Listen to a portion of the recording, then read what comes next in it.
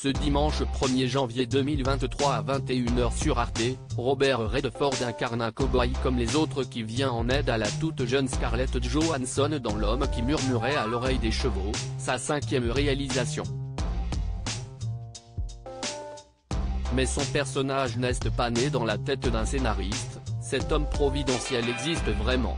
On vous dit tout sur l'histoire vraie derrière le film.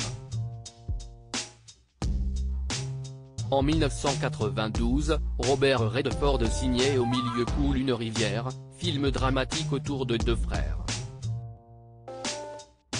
L'acteur et réalisateur de 86 ans, qui a perdu son unique fils en 2020, y proposait une ode à la nature, avec notamment de mémorables séquences de pêche à la mouche.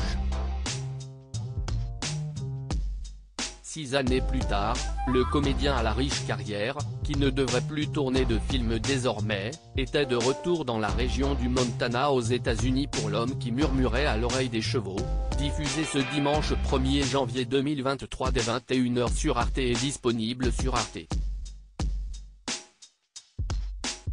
TV.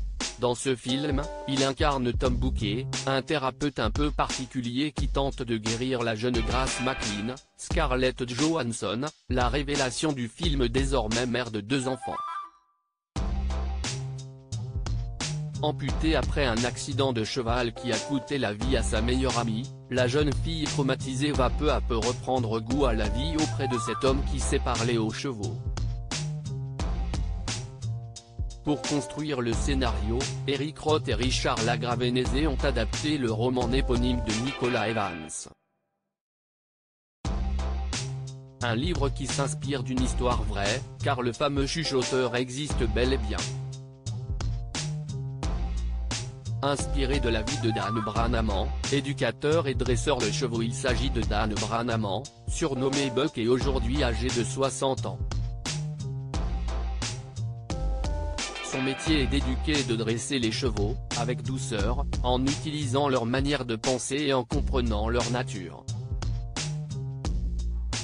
Après le film de Redford, qui se rêvait autrefois peintre, ce cow-boy pas comme les autres sera à nouveau célébré dans un film documentaire intitulé Buck, réalisé en 2011.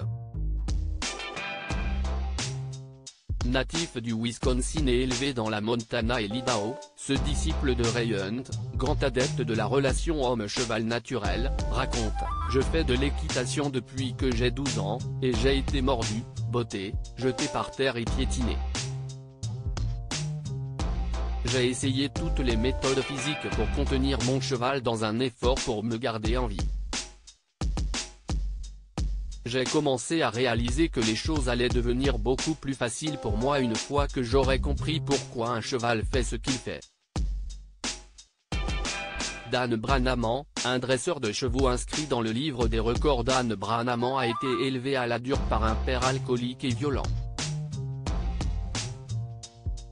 C'est peut-être aussi pour régler ses traumas d'enfant qu'il s'est lancé dans ce type de méthode. Les chevaux abusés sont comme les enfants abusés. Il ne croit personne, à part le pire. Mais patience, leadership, compassion et fermeté peuvent les aider à aller au-delà de leur passé.